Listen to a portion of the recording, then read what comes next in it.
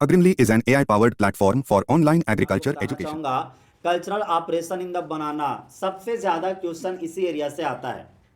बनाना का पौधा लग जाता है, कौन कौन सा ऐसा एक्टिविटी करते हैं जिससे कि हम बनाना में बेहतर उत्पादन पा सकें। नंबर वन, डी सकरिंग, उसके बाद प्रॉपिंग और उसके बाद मटकिंग।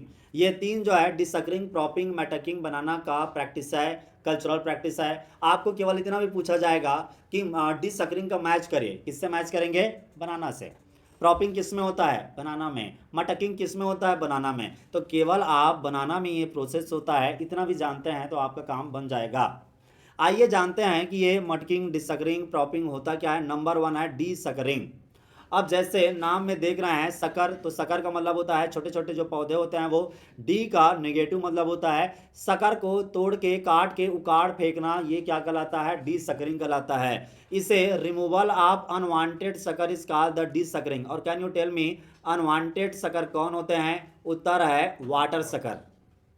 जो वाटर सकर होते हैं इनको निकाल फेंकना डी सकरिंग कहलाता है। यदि ये सकर होते तो खामो खा वो पानी के लिए और न्यूट्रिएंट के लिए मेन पौधे से कंपटीशन करते और बाकी चीज़ों को मेन पौधे के दृष्टिकोण से कम कर देते।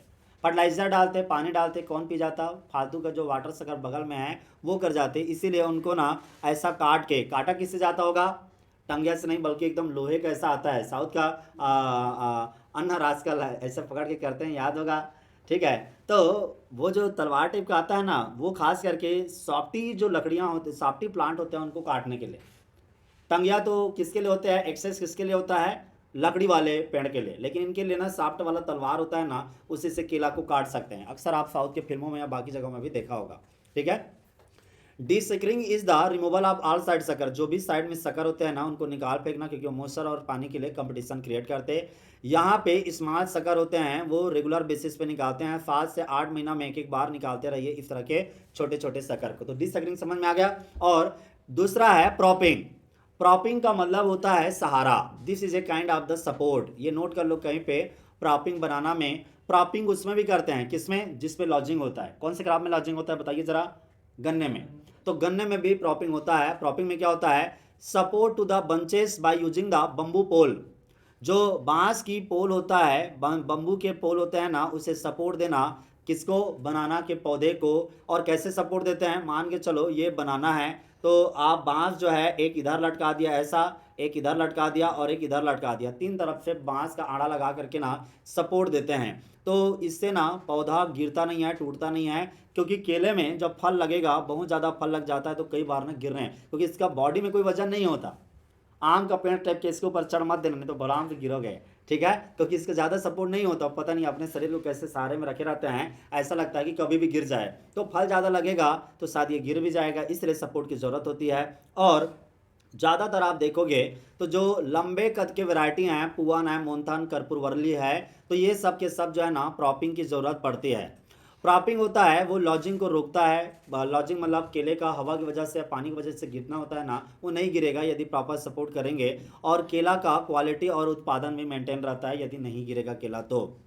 तीसरे नंबर का एक्टिविटी है मेल बड को रिमूव करना। ये पूछा गया था आईबीपीएस में, ये बहुत एग्जाम में पूछा जाता है। मेल बड को निकाल फेंकना डी ना वेलिंग कहते हैं। दे ना वेलिंग। ठीक है। तो ये जो डीना वेलिंग का मतलब होता है मेल बड को निकालना। अब मेल बड क्या होता है? केले का पौधा देखेंगे तो उसके जैसे इस पिक्चर में देखिए, ये केले का उसका ये है शुरू में, ये तो केला का फल लग चुका है लेकिन इसके छोर में यहाँ पे मेल पार्ट देख रहे हैं। यदि आप देखेंगे तो इस तरह से मेल का फ्लावर का ये रहता है। ये जो होते हैं ना ये बड होते हैं। इन बड को निकाल फेंकना क्या कहलाता है? ये डीनावेलिंग कहलाता है। ये वर्ड याद रखना। तो जो डीनावेलिंग है यानी मेल बड को निकालना, ये बनाना में आम बात होती है। साथ ही साथ में जो बंच होते हैं, कई सारे झुंड ज़्यादा होते हैं, उन्हें काट काट के फेंक देना या बंच फीडिंग, इनको न्यूट्रिएंट देना, ये सब क्या कहलाते हैं? स्पेशल एक्टिविटी कहलाते हैं। तो पहला आपको बता देता हूँ, इसको याद रखो डीनावेलिंग को। डीनावेलिंग क्या होता है? रिमूवल ऑफ द मेल बड। आइए जानते हैं डीनावेलिंग। डिनावेलिंग बनाना में एक कॉमन प्रैक्टिस होता है और डिनावेलिंग की प्रक्रिया में मेल फ्लावर बर्ड को निकाल के फेंक दिया जाता है। क्योंकि ये जो मेल फ्लावर बर्ड है वो खामो खां यदि वहाँ पे छोड़ दिया जाएगा ना तो वो कंपटीशन करेंगे फ्रूट में, फ्रूट से। क्योंकि जो पत्तियों में कार्बोहाइड्रेट बनेगा वो जाके केला में इकट्ठा होने के बजाय में ना इस फूल में आके मेल फ्लावर में आके इकट्ठा होगा। तो ये तो फिर आपका क्या हो जाएगा, ओवरऑल केले का साइज छोटा पड़ेगा। तो जब आप इसको ना फ्लावर को काट के फेंक देते हो तो ये जो होगा केले के अंदर जो है कार्बोहाइड्रेट होगा और केले का साइज बड़ा होगा, पर्याप्त साइज का होगा, मोटा केला होगा। यदि आप फ्लावर को नहीं काट के फेंकोगे तो केले का साइज जो है छोटा हो जाएगा। उधर ओवरऑल केला का साइज छोटा होता है तो मार्केट रेट भी कम होता है। आप भी केला खरीदने जाते हैं तो भैया वो बड़े वाला केला का गुच्छा देना, क्योंकि बड़े वाले केले से ज़्यादा केला मिलेगा। ठीक है। तो दूसरी बात, एक और बात भी है, बहुत ज़्यादा गुच्छा में रहता है ये तो बहुत सारे इंसेक्ट या डिजीज भी हो जाते हैं, तो कुछ को काट काट के निकाल फेंकना, ये भी इसका एक फ़ायदा होता है। फिर एकदम क्लियर कट बढ़िया केला, फजा केला आपको देखने को मिलता है, फजा फजाया थोका ऐसा बेचेंगे। आरसट को कई बार कॉन्ट्रैक्ट मिलता है कि मेरा केला का पूरा बागान ले लो, जितना भी मिला इतना 1 लाख में 10 लाख में ले लो और जो भी तुम्हें आएगा वो बेच के खा जाना। ऐसा कॉन्ट्रैक्ट होता है ना, क्योंकि फ्रूट क्रॉप में कॉन्ट्रैक्ट फार्मिंग होता है। एप्पल में, बनाना में, मैंगो का आरसट है उनमें कॉन्ट्रैक्ट फार्मिंग होता है। अब डिनोवेलिंग यदि करते हैं प्रॉपरली, इन सब चीज़ को निकालते हैं ना, तो फ्रूट का साइज एक तो बड़ा होगा। दूसरी बात ये होगा कि जल्दी फल आएगा।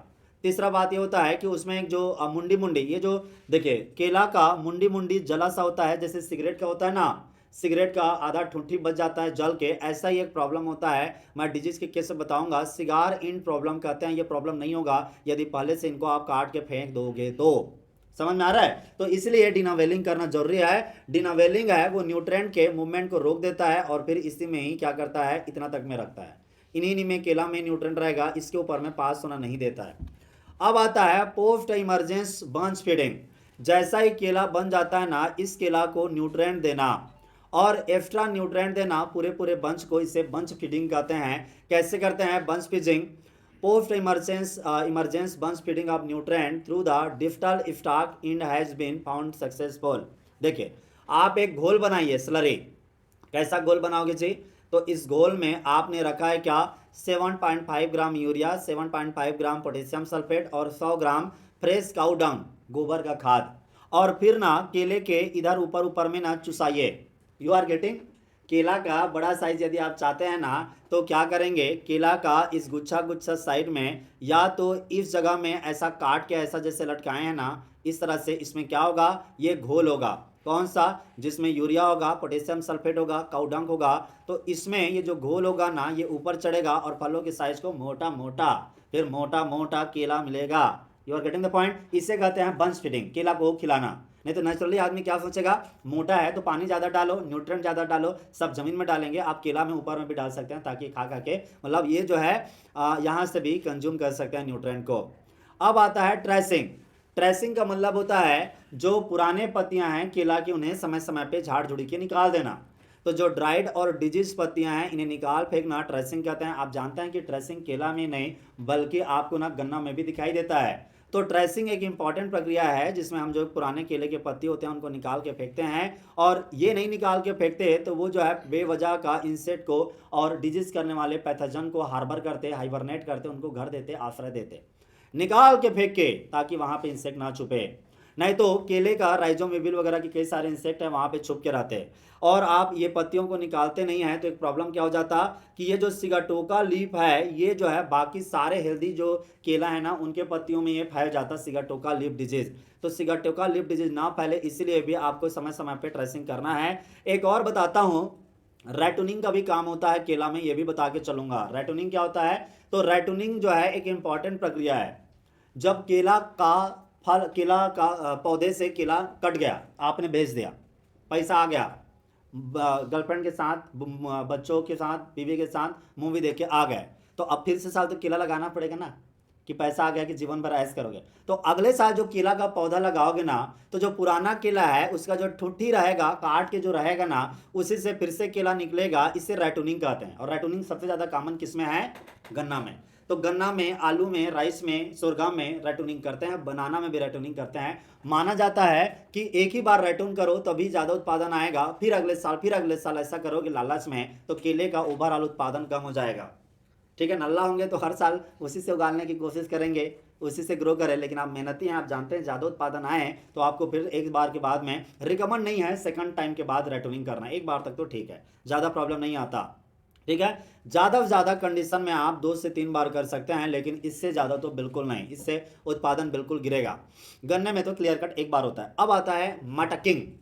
जो मटैकिंग है वो क्या होता है? This is a cutting of the plant stem in the stage at least after the 30 to 45 day to facilitate the mobilisation of nutrient from the mother to developing the ratoon plant.